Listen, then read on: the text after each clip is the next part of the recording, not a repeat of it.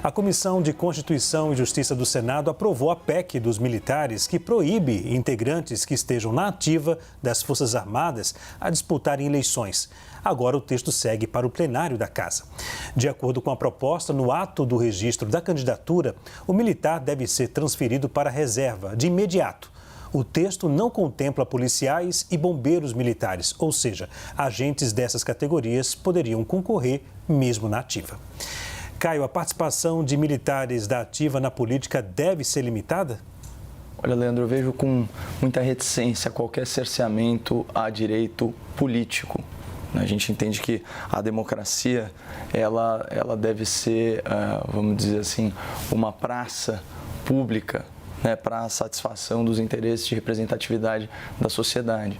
E eu vejo esse movimento não como uma preocupação institucional da classe política, mas muito mais como um movimento de reserva de mercado para políticos profissionais e calcado aí num forte preconceito contra as forças militares.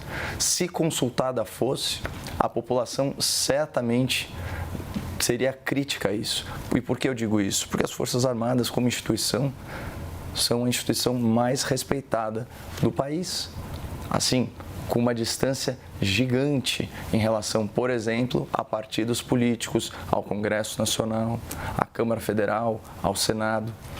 Então, se fosse para restringir a participação política, a gente poderia começar isso com os deputados e senadores em relação a cargos e loteamento de cargo no Poder Executivo.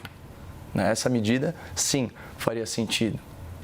Afinal de contas, uma das funções precípuas do Legislativo é justamente fiscalizar o Poder Executivo, não se tornar parte dele.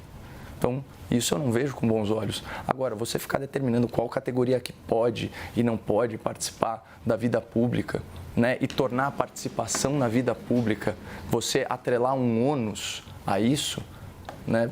Eu realmente tenho uma certa resistência, eu acho que é uma coisa casuísta, eu acho que isso está muito influenciado pelo fato do ex-presidente da República, que ainda tem uma grande ascendência política sobre o país, ter origem militar, né?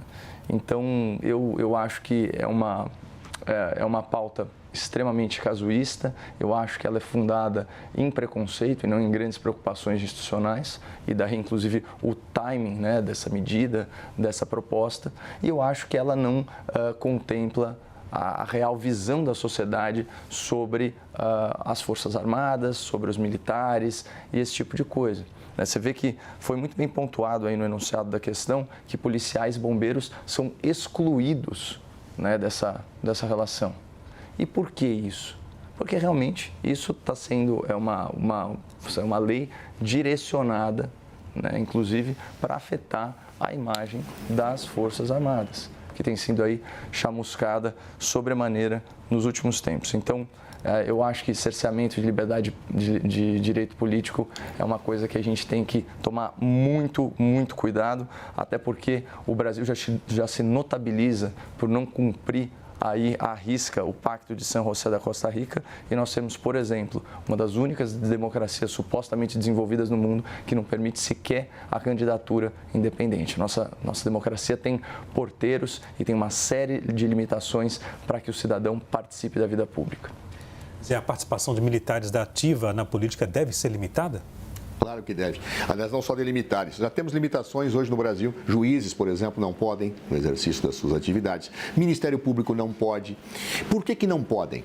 Porque essas carreiras, que são carreiras de Estado, elas não podem ter um envolvimento nas paixões, nas disputas políticas diretas, porque elas podem desequilibrar a institucionalidade do país. As Forças Armadas, se envolvem em disputas eleitorais através de seus comandantes ou de seus membros, elas podem ensejar desequilíbrios das instituições. É por isso que, salvo o melhor juízo, eu vou pesquisar, mas acho que as principais democracias do mundo, que normalmente o Caio se refere, não admitem que militares disputem eleições. E não há menos democracia nesses países, não. Ou seja, militar que quer fazer política tem todo o direito, vai para a reserva. Juiz que quer disputar a campanha eleitoral, peça exoneração do seu cargo. membro do Ministério Público que não quer participar, saia do seu cargo. Ou seja, é simples. Eu não posso trazer a política partidária para dentro de certas instituições do Estado, porque senão eu corro o risco de desestabilizações institucionais. Parece uma coisa clara. E as principais democracias do mundo seguem esta regra. Por que juiz não deve participar e militar poderia? Qual é a lógica? Tem que ser a mesma lógica. É evidente, claro, ou seja, forças que são capazes de desequilibrar quando se envolvem na política organicamente, elas têm que ficar distante desse universo. Nada impede que a pessoa física dispute a eleição, claro, nada impede. Se um general quiser ser candidato, puxa que seja, vá para a reserva. Se um juiz quiser ser, por exemplo, faça que nem o Flávio Dino, que era juiz federal e quis ser deputado federal e pediu exoneração do cargo. Isso é absolutamente normal da vida? Ou seja, nós não podemos permitir o desequilíbrio do Estado de Direito e o Estado democrático. Aliás, a seguirmos o raciocínio que o Caio colocou aqui, o parlamentarismo seria obsceno, porque no parlamentarismo quem ocupa os cargos de governo são os parlamentares. Não há nada obsceno em negociações políticas de partidos integrarem o governo.